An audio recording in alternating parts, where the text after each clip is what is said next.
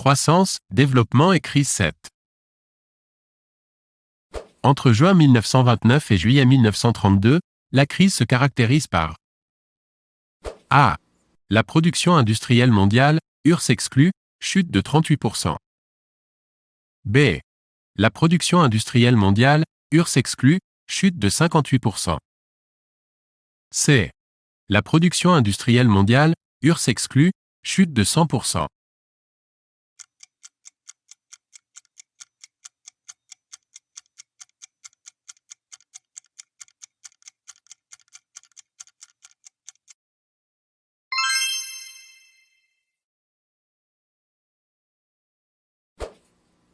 En France, la crise de 1929 provoque une augmentation générale du chômage.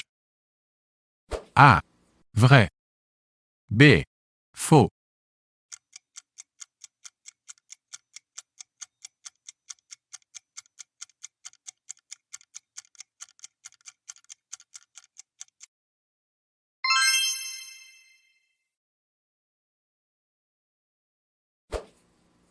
Les taux de chômage atteignent 15% en Grande-Bretagne en 1932 à 1933.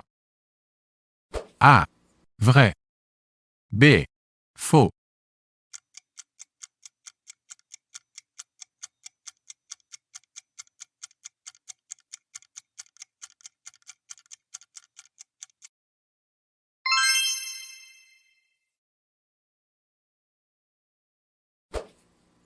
Pendant la crise de 1929, le chômage touche A. 12,6 millions de travailleurs américains en 1933. B. 15,2 millions de travailleurs américains en 1937. C. Plus de 20 millions de travailleurs américains en 1938.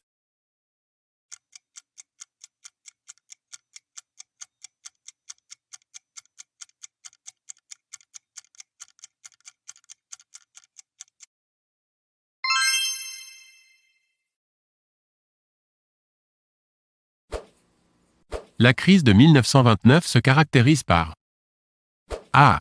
Une augmentation du commerce mondial. B. Une chute du commerce mondial.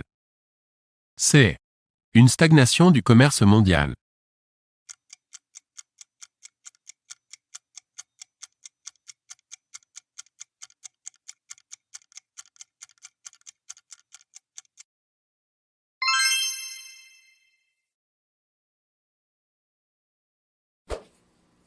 Les 30 Glorieuses est une expression de Jean Fourastier, 1907 à 1990, économiste français. A. Vrai. B. Faux.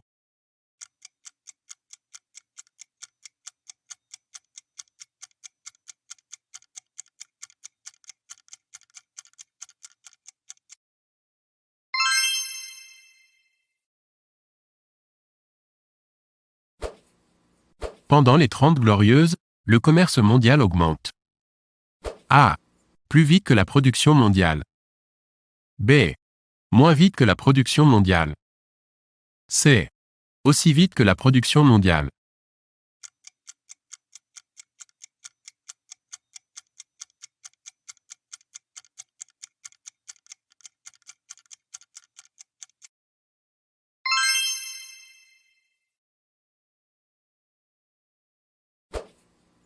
La crise des années 1970 est accompagnée par une A. Augmentation des prix du pétrole. B. Diminution des prix du pétrole. C. Stagnation des prix du pétrole.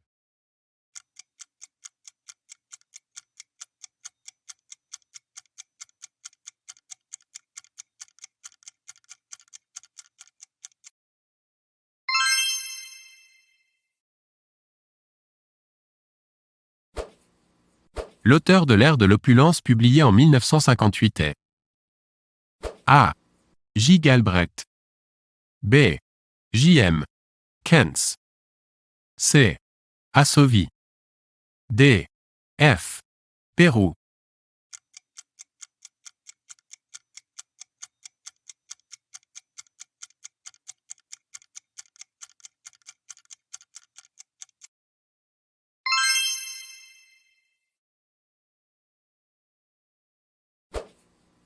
Le chômage résulte A.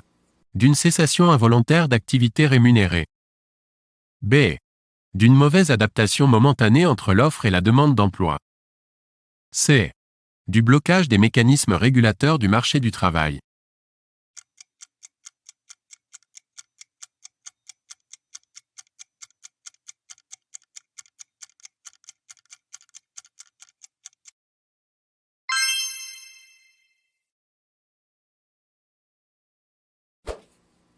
Pour les keynésiens, le chômage peut être une situation durable.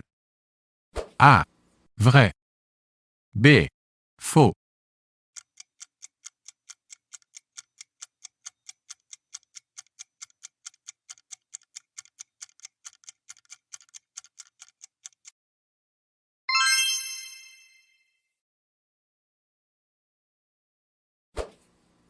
Edmond Malinvaud a tenté de faire une synthèse entre le chômage classique et le chômage keynésien.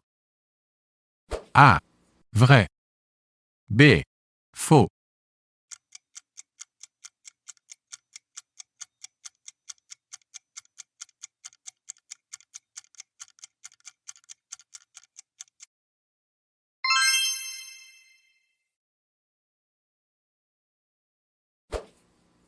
On parle de chômage conjoncturel lorsqu'il est A. Durable. B. Structurel. C. Frictionnel. D. Temporel.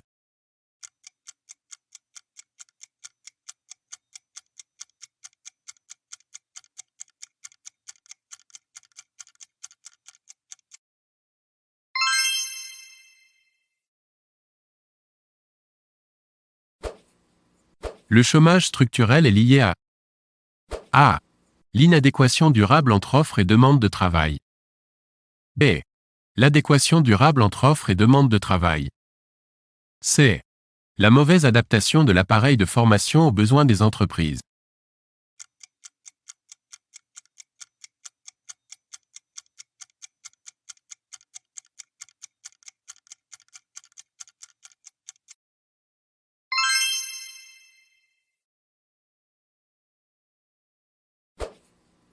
Les théories de la segmentation du marché du travail analysent A. Les mécanismes de file d'attente. B. Les mécanismes d'exclusion du marché du travail. C. Le chômage de longue durée. D. Le sous-emploi.